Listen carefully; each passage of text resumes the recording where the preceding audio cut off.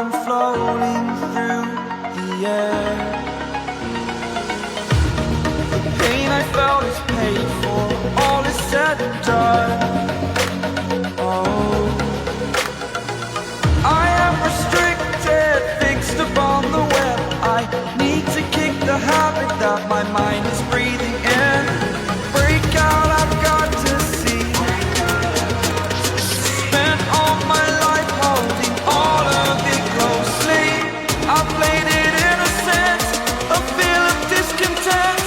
I'm finally facing it all, fearless.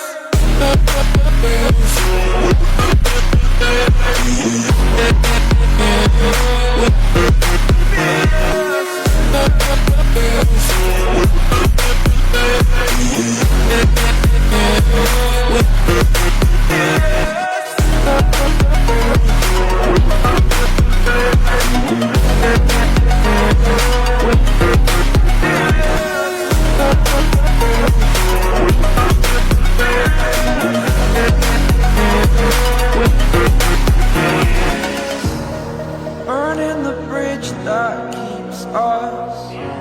I'm here and I'm feeling fearless.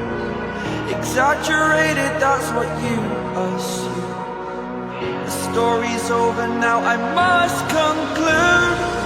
I am conflicted, watching where I step still, hanging in the balance. Not the life I want to live, I want to take it all. Standing tall, fear outweighed the person you are. Oh, break out, I've got to see. Spent all my life holding all of it closely. I played it innocent, a feel of discontent. I'm finally facing it all, fearless. Fearless.